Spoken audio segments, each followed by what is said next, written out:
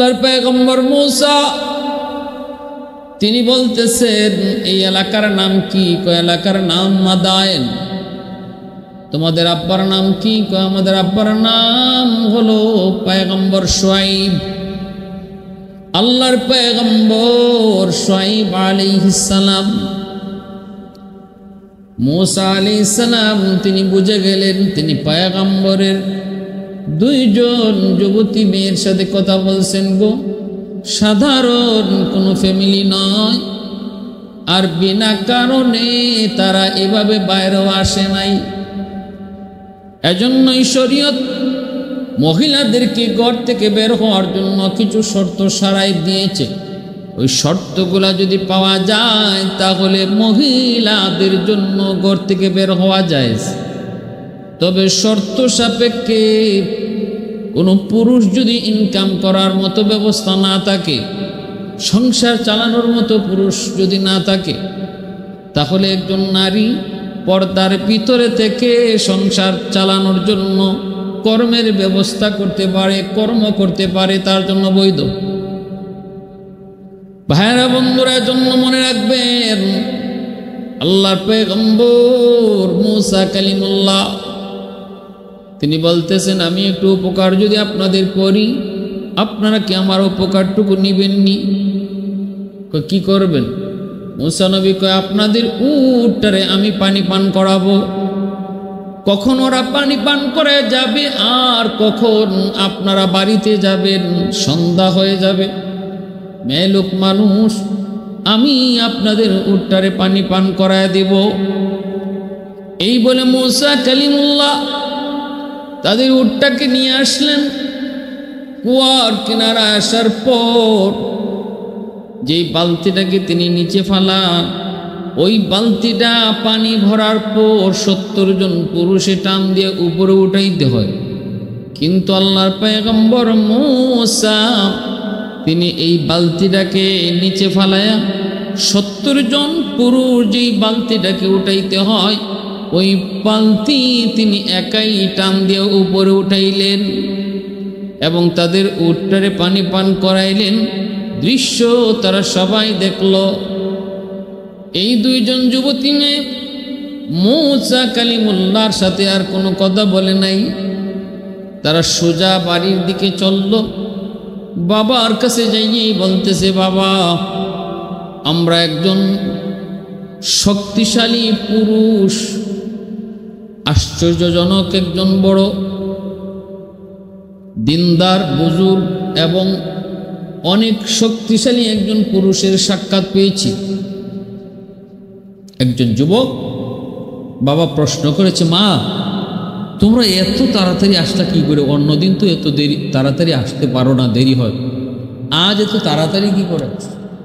হযরত শুআইব আলাইহিস সালাম যখন এই প্রশ্ন করছেন, মা আজকে তোমরা তাড়াতাড়ি আসলা কেমন করে, তখনই ওনার বড় মেয়ে সাফুরা সে বলতেছে, বাবা আমরা একজন আজকে যুবকের সন্ধান পেয়েছি, যুবকের সাক্ষাৎ পেয়েছি, যে যুবকের উপকার করার কারণে, যে যুবক আমাদের উপকার করার কারণে আজ আমরা তাড়াতাড়ি বাড়িতে আসতে পারছি। কি হয়েছে মা? বলে ঘটনা হয়েছে এই, আমরা দাঁড়ায় আছি আর ওই যুবক সে আমাদেরকে দেখছে, জিজ্ঞেস করেছে, আমরা বলছি আমাদের আব্বা অসুস্থ বৃদ্ধ, এজন্য আমরা এখানে দাঁড়ায় আছি। পুরুষেরা যার যার উট পানি পান করে যাওয়ার পর আমরা আমাদের উটকে পানি পান করাবো, কিন্তু সে আমাদেরকে সাহায্য করেছে। বাবা আমরা দেখেছি তার গায়ের শক্তি, 40 জন পুরুষ যেটা তুলতে পারে না বালতি, সে একাই সেটা উঠাইছে। হযরত শুআইব আলাইহিস সালামের কাছ থেকে এই কথাগুলো শুনলেন। এরপরে তিনি বলতেছেন, মা যাও যুবককে যে আমার পক্ষ থেকে আমন্ত্রণ করো। কথা শোনা মাত্রই সফুরা তিনি তাড়াতাড়ি করে মূসা নবীর সন্ধানে তিনি জায়গায় পৌঁছে গেলেন। আল্লাহর পয়গম্বর মূসা তিনি ওই জায়গায় আবারও তিনি বিশ্রাম নিচ্ছেন গাছের নিচে। সফুরা এসে সালাম দিয়া বলতেছে, মুসাফির আমার আব্বা আপনাকে তালাশ করেছেন, আপনাকে নিয়ে যেতে বলেছেন। মনে হয় আপনি যে আমাদের উপকার করেছেন কোনো বিনিময় দিতে চান। মূসা আলাইহিস সালাম অবাক হয়ে গেলেন, কারণ তিনি কারো কাছ থেকে কখনো কাজের বিনিময় নেন না, বিনিময় নিতে চান না, বিনিময় নেওয়া পছন্দ করেন না। মূসা আলাইহিস সালাম থমকে গেলেন, কিন্তু নাও করতে পারেন না, কারণ ডাক দিয়েছেন কে? তিনি একজন বহুত বড় পয়গম্বর, নাম হলো শুআয়ব আলাইহিস সালাম। অতএব শুআয়ব আলাইহিস সালামের সঙ্গে সাক্ষাৎ করার নিয়তে মূসা নবী বলতেছেন, চলেন, আমাকে নিয়ে চলেন। এবার সফুরার সামনের দিকে যান, মূসা কালিমুল্লাহ পিছনে যান। পবিত্র কুরআনুল কারীমে সূরাতুল কাসাসের মধ্যে আল্লাহ পাক এই ঘটনাটা, এই কথাটা উল্লেখ করেছেন। ফাজাআত ইহদাহুমা তামশি আলা ইসতিহিয়াইন। আল্লাহ পাক বলেছে এই মেয়ে, একটা মেয়ে, তাফসীরে এসেছে নাম সফুরা। নবীকে যখন নিয়ে যায় সে এতটাই শালীনতার সাথে নিজেকে এতটাই পর্দার ভিতরে গুছায়া, কাপড়গুলাকে অনেক গুছায়া এমনভাবে যাইতেছিল, প্রতিটা কদমে কদমে তার শরীরের অঙ্গে লজ্জা ছিল। আল্লাহ এই কথাটা বুঝাইলেন, একজন নারী একান্ত প্রয়োজনে যদি ঘর থেকে বের হতে হয়, তার হাঁটার মধ্যে যেন লজ্জা থাকে, তার চাহনির মধ্যে যেন লজ্জা থাকে, তার পোশাকের মধ্যে যেন লজ্জা থাকে, তার অঙ্গভঙ্গির মধ্যেও যেন লজ্জা থাকে। নির্লজ্জতার আল্লাহ কখনো পছন্দ করে না। এজন্য আল্লাহ পাক মহিলাদেরকে, নারী জাতিকে শিক্ষা দিয়েছেন, একান্ত প্রয়োজনে যদি তোমাকে ঘর থেকে বের হতে হয়, শরীয়তের অনুমতি যদি তোমাকে দেয়, তবে কোনভাবে হাঁটবা, কিভাবে হাঁটবা। রাস্তার মধ্যখান দিয়ে নয়, রাস্তার সাইড দিয়ে একজন নারী হাঁটবে, পর্দা করে হাঁটবে, কিন্তু তার কদমে কদমে, তার চলনে চালনে সর্বহালতে লজ্জা প্রকাশ পাবে। এটাই হলো নারীর ভূষণ, এটাই হলো নারীর সৌন্দর্য। আল্লাহ পাক রব্বুল আলামিন সে কথাটা উল্লেখ করেছেন। মূসা নবী পিছনে পিছনে যায়, হঠাৎ করে নবী ডাক দিয়া কয়, আপনি পিছনে আসেন, আমাকে সামনে যেতে দেন। পিছন থেকে আপনি আমাকে শুধু বলবেন ডানে যাব নাকি বামে যাব।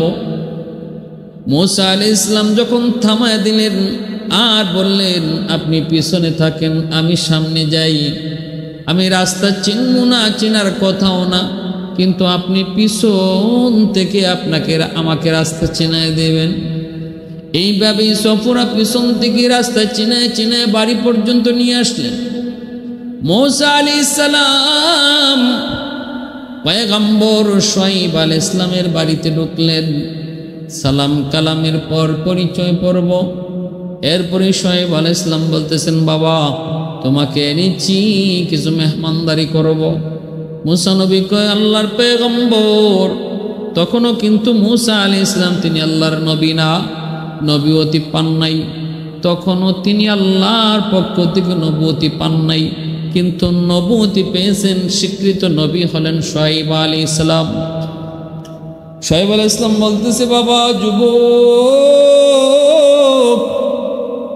মেহমানদারি করো। মূসা নবী বলেন, ওগো আল্লাহর পয়গম্বর, আমার পরিবারের আদর্শ হলো কোনো কাজের বিনিময়ে নেওয়া হয় না। আমি যে আপনার মেয়েদের উপকার করেছি, ওই উপকারের বদলা যদি আপনি দিতে চান, আমি বদলা নিব না। আল্লাহর পয়গম্বর শুআয়ব আলাইহিস সালাম বলেন, বাবা যুবক, বদলার কথা নয়, মেহমানদারি করানো এটা আমারও পারিবারিক আদর্শ। অতএব আমি যে তোমাকে মেহমানদারি করাবো, এটা কোনো বিনিময় নয়, আমার দায়িত্ব মেহমানের কদর করা, এজন্য তোমাকে বলতেছি। যখন এইভাবে কথাটা বুঝায় বললেন, তখন মূসা আলাইহিস সালাম তিনি মেহমানদারি গ্রহণ করলেন। কথা এভাবেই কথাবার্তা চলছে। মূসা আলাইহিস সালাম তার জীবনের পুরা কাহিনী তখন শুআয়ব আলাইহিস সালামকে শোনাইতেছেন। শুআয়ব আলাইহিস সালাম জানতে চেয়েছেন, বাবা কোত্থেকে এসেছো? মিশর থেকে এসেছি। কেন? ফেরাউনের সাথে দ্বন্দ্ব, ফেরাউনের ঘরেই আল্লাহ আমাকে লালন পালন করছেন। এরপরে ফেরাউনের সাথে শুরু হলো দুশ্মনী। এরপরে ঘটনা ঘটলো একটা মানুষ হত্যা। আমি কিন্তু ইচ্ছা করে তাকে হত্যা করি নাই, সে আমাকে হত্যা করার নির্দেশ দিল। জান বাঁচানোর জন্য আল্লাহর আদেশে আমি মিশর ছেড়ে এসেছি। আতঙ্কে আছি, ভয় আছি। শুআয়ব আলাইহিস সালাম বলেন, বাবা ভয় নাই, এই জায়গায় মিশরের কোনো রাজত্ব চলে না, ফেরাউনের কোনো রাজত্ব চলে না, কোনো ভয় নাই। এই কথাগুলা দুই বোন শুনল। এরপরে দুই বোন সফুরা, বড় মেয়েটা, সে বাবাকে আন্দোলনের ভিতরে নিয়ে বলতেছে, বাবা গো, আমাদের কাজের জন্য এই যুবককে রেখে দিলে কেমন হয়? মনে হয় ভালোই হতো, কারণ সে যেমন কবিয়ুন তেমন হলো আমিরুন, সে যেমন শক্তিশালী তেমন হলো বিশ্বস্ত। শুআয়ব আলাইহিস সালাম বলেন, মা শক্তিশালী বুঝলাম, 40 জন যুবকের কাম একা করতে পারে, কিন্তু বিশ্বস্ত আমিন শব্দটা কেমনে বলছো, কেমনে কিভাবে বুঝতে পারলা? সফুরাকে, বাবা গো, বিশ্বস্ত বুঝার লক্ষণ হলো আমি যখন আপনার কথা তারে কয়ে ডাকতে গেলাম, আমি তার সামনে ছিলাম, সে পিছনে পিছনে হাঁটতেছিল, কিন্তু সে আমাকে বলতেছে, সফুরা তুমি পিছনে চলে আসো, আমাকে সামনে দাও। আমি আমার চোখের উপর কোনো ভরসা রাখতে পারি না। এতটুকু কথা যে যুবক বলতে পারে, পিছনে আসো, আমাকে সামনে দাও, আমি আমার চোখকে বিশ্বাস করি না। এর চেয়ে বড় আমানতদার আর কে হতে পারে? পয়গম্বর শুআয়ব মেয়ের এই কথাটা শোনার পর তিনি বুঝে গেলেন, ঠিকই তো, এই যুবক তো সাধারণ কোনো যুবক নয়, এই যুবক তো কোনো সাধারণ কোনো যুবক নয়। কিসের কাজ? মেয়েকে, ছেলেকে যদি আমি আমার মেয়ের জামাই হিসেবে রেখে দিই তাহলে কেমন হয়? এই কথাটা ভিতরে এনে তিনি সরাসরি বলে ফেললেন, বাবা যুবক, ও বাবা মুসা, আমি যদি আমার একটা মেয়েকে তোমার কাছে বিয়ে দিই, তুমি রাজি নিয়ে একটু কও। মুসা পয়গম্বর, তিনি তো তখনও পয়গম্বর নন, তিনি টকবকে যুবক। মুসা আলাইহিস সালাম বলেন, ও আল্লাহর পয়গম্বর, আমিও বিয়েতে রাজি, কোনো অসুবিধা নাই, কিন্তু আমি তো নিঃস্ব, অসহায়, আমার কাছে মোহর দেওয়ার মতো কোনো টাকা নেই, পয়সা নাই, কেমন করে বিয়ে হবে? শুআয়ব আলাইহিস সালাম বলেন, মুসা, যদি তুমি আমার মেয়েকে বিবাহ করো তাহলে মোহরানা বাবদ 8 বছর তুমি আমার বাড়িতে কাজ করবা, এটাই তোমার জন্য মোহরানা। দেখো তুমি রাজিনি, আর যদি 10 বছর পুরা করো তাহলে এটা তোমার জন্য আরো ভালো। এই প্রস্তাব দেওয়ার পর মুসা কালিমুল্লাহ তিনি রাজি হয়ে গেলেন। 8 বছর, মতান্তরে 10 বছর, পর্যায়ক্রমে 10 বছর শুআয়ব আলাইহিস সালামের বাড়িতে ঘর জামাইয়ের মতো থাকবেন, এই শর্তে তিনি বিবাহ করলেন। এটাই মোহর সাব্যস্ত হলো। ভাইয়েরা বন্ধুরা, মুহাম্মদী শরীয়ত, আমাদের শরীয়তে কিন্তু এটা এই ধরনের বিবাহ হবে না, এটাকে মোহর সাব্যস্ত করা যাবে না। মুহাম্মদী শরীয়তে অন্তত 10 দিরহাম মোহর, সর্বনিম্ন 10 দিরহাম মোহর থাকতে হবে, সর্বনিম্ন। মিনিমাম 3 থেকে 4 হাজার টাকা, এটা সর্বনিম্ন মোহরের পরিমাণ, এটা দেওয়াই লাগবে। ঘরে 7 বছর 8 বছর চাকরি করার নিয়তে বিয়া করা, এটা শরীয়তে মুহাম্মদের মধ্যে এই সিস্টেম নাই। মুসা আলাইহিস সালাম 8 বছর চাকরি করবেন, ঘরজামা হিসেবে থাকবেন, এই শর্তে বিবাহ হলো শুআয়ব আলাইহিস সালামের মেয়ে সফুরার সঙ্গে। কাজ করতেছেন এইদিকে মুসা আলাইহিস সালাম তিনি যাওয়ার টাইম কাছে আসতেছে। তখন শুআয়ব আলাইহিস সালাম বলতেছেন, বাবা মুসা, তুমি তো তোমার এলাকা মিশরে চলে যাবা, নেও, যাওয়ার আগে তোমার হাতে আমি তোমাকে একটা জিনিস উপহার দিই। এই বলে শুআয়ব আলাইহিস সালাম তার একটা লাঠি দিলেন। এই লাঠিটার কথাই শুআয়ব আলাইহিস সালাম বলছেন, মুসা এই লাঠিটা কোনো জানতেন লাঠি নয়, এটা জান্নাতি লাঠি। এই লাঠিটা আল্লাহ পাক আদম আলাইহিস সালামকে দিয়েছিলেন, জান্নাতি লাঠি। এই লাঠিটার অনেক অনেক গুণ রয়েছে। তোমাকে লাঠি দেব, কিন্তু লাঠিটা নবী রাসূল ছাড়া কারো হাতে লাঠি যায় না। আমি লাঠিটা মাটিতে রাখলাম, তুমি হাত বাড়াও, নিজে লাঠি ধরা লাগবে না। তুমি যদি লাঠির উপযুক্ত হও, লাঠি তোমার হাতে চলে যাবে। শুআয়ব আলাইহিস সালাম লাঠিটা মাটিতে রাখলেন, আর মূসা কালিমুল্লাহ হাত বাড়ালেন। মুহূর্তের ভিতরে লাঠিটা মূসা আলাইহিস সালামের হাতে চলে আসলো। তখনই শুআয়ব আলাইহিস সালাম বলছেন, বাবা এটা আলামত, আলামত, আল্লাহ তোমাকে রাসূল হিসেবে কবুল করবে। এই সেই লাঠি মূসা আলাইহিস সালামের, এই সেই লাঠি যেই লাঠি হাত থেকে ছাড়লেই সাপ হয়ে যেত। মূসা আলাইহিস সালাম এই লাঠি হাতে নিয়ে ছাগল চারানি করেন, ছাগল রাখালি করেন। শুআয়ব আলাইহিস সালাম বলতেছে, বাবা মূসা ওই গুহার কাছে যেও না, ওই গুহাটা এমন একটা গুহা, ওই গুহাতে বিশাল বড় একটা অজগর সাপ আমার ছাগলগুলি খেয়ে ফেলবে। মূসা আলাইহিস সালাম তিনি গেলেন, ছাগলগুলি শুধু গুহার মুখের কাছে চলে যেতে চায়। মূসা আলাইহিস সালাম অবাক, ঘটনা কি, ছাগলগুলারে থামায় রাখতে পারি না।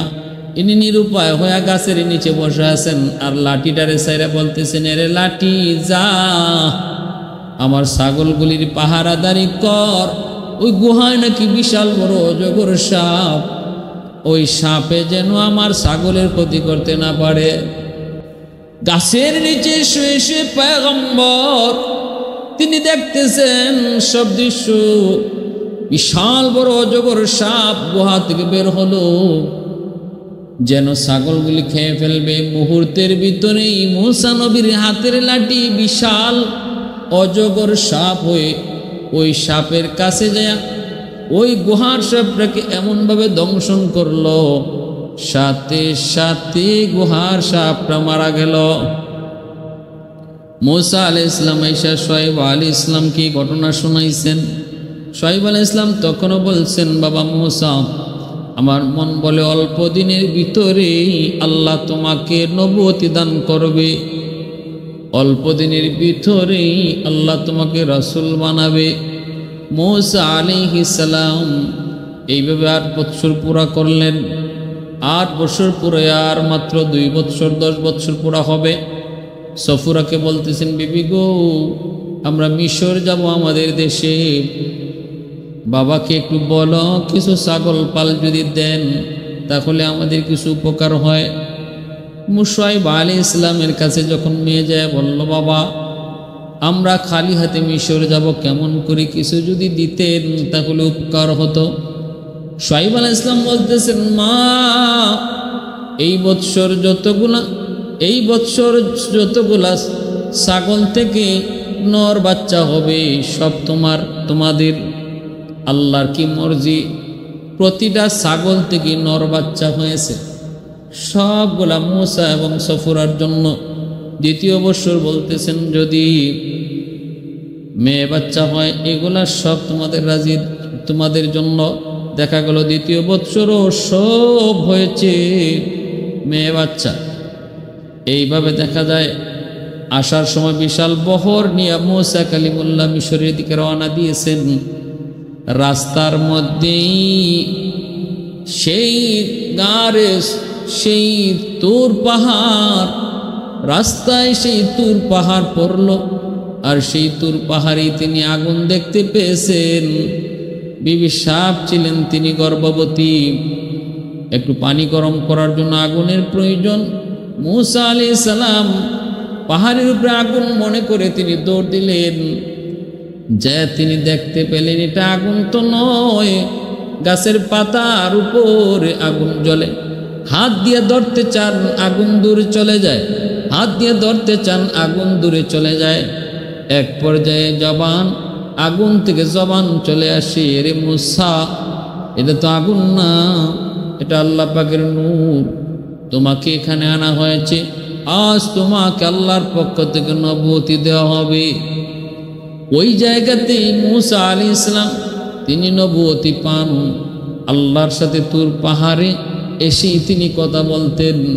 মূসা আলাইহিস সালাম আল্লাহর সাথে কথা বলতেন শুধু এক জায়গায়, তার নাম হলো গারে তুর পাহাড়, জাবালে তুর।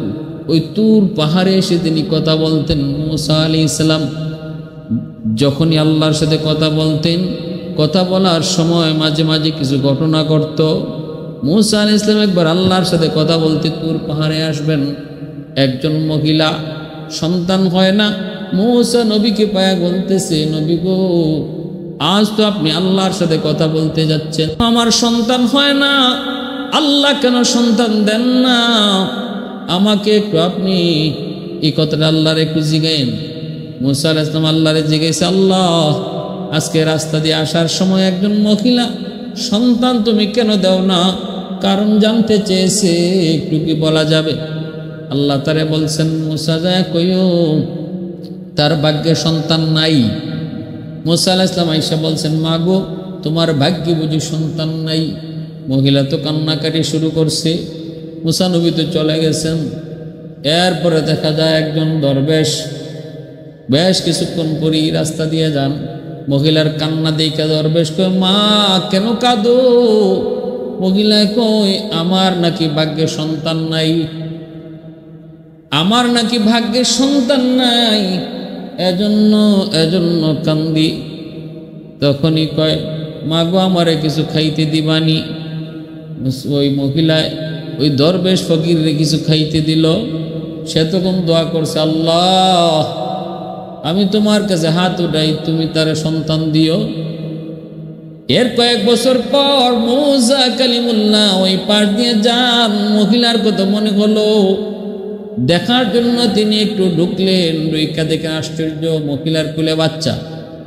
মাগো, ওই বাচ্চা কই থেকে? আমার। কও কি আল্লাহ না কইল তোমার ভাগ্যে বাচ্চা নাই, সন্তান নাই? কয় তাহলে আমারও তো প্রশ্ন, তুমি নবী হইয়া কেন এমন কথা কইলা যে আল্লাহ কইছে আমার ভাগ্যে বাচ্চা নাইতে? বাচ্চা আইলো কোত্থেকে? মূসা আলাইহিস সালাম আল্লাহর কাছে আবার জবাব চান, মালিক, তুমি কইলা ভাগ্যে সন্তান নাই, অথচ তার তো সন্তান হইল। কেমনে কি একটু বুঝায় কো? আল্লাহ কয়, মূসা, যদি বুঝতে চাও জীবিত মানুষের কিছু গোশত আনতে পারবানি? কয় দেখি। কওমের লোককে তিনি চাইলেন, আল্লাহর জন্য কে গোশত দিবা? কেউ দিতে রাজি না, সবাই দৌড়ে ভাগে। মূসা নবী নিরাশ হয়ে চলে আসতেছেন। ওই যে দরবেশ, সেই দরবেশের সাথে মূসা নবীর দেখা। কি ব্যাপার নবী গো, আপনি এত পেরেশান? আল্লাহ একটু গোশত চাইছে, জীবিত মানুষের গোশত কেউ রাজি হয় না। সাথে সাথে উনি ছুরি বাইর করে নিজের শরীর থেকে গোশত কাটতে দিয়া দিছে। মূসা আলাইহিস সালাম আয়েশা আল্লাহরে কয়, আল্লাহ নেও মানুষের শরীরে গোশত। আল্লাহ কয়, কোত্থেকে আনছো? তোমার কোনো উম্মতের? কয় না, কওমের একজনও দেয় না, সবাই দৌড়ছে ভাগছে। কয় দিছে কেডা? কয় একজন দরবেশে। কেন দিছে? কয় আমি যে কইছি আল্লাহর নামে একটু গোশত চাইছি, কেউ দেয় না, সে সাথে সাথে গোশত কেটে দিয়া দিছে। আল্লাহ কয়, মূসা, সে তো আমার পাগল, আমার পাগল, আমার জন্য গোশত শোনা মাত্রই নিজের গোশত কাটিয়া দিয়া দিছে। যে আমার লাগি পাগল হয়, আমিও সে যা চায় তা দেই। আজকে এই মহিলার যে সন্তান তুমি দেখতেছো, এই সন্তানও তার দোয়ার কারণেই হইছে। কারণ সে একদিন এই করে খাইছে আর দোয়া করছিল, আল্লাহ তুমি তার সন্তান দাও। আমি তার কথা রাখছি। আমার লাগি যে নিজের শরীরের গোশত কাটতে দিয়ালায়, আমি কি তার মুনাজাত কবুল করতে পারি না? মূসা আলাইহিস সালাম তিনি বুঝে গেলেন তিনি আর কেউ নন, তিনি হলেন হযরত খিজির আলাইহিস সালাম। এই মূসা আলাইহিস সালাম আজরাইল আলাইহিস সালাম পাঠাইছে আল্লাহ জান কবজের জন্য। মূসা আলাইহিস সালাম কয়, আজরাইল জান কেমনে কবজ করবা? কয় আমার যেভাবে খুশি ভাই। আজরাইল আলাইহিস সালামকে মূসা নবী মারছেন চর, এমন চর দিছেন একটা চোখ কানা হয়ে গেছে।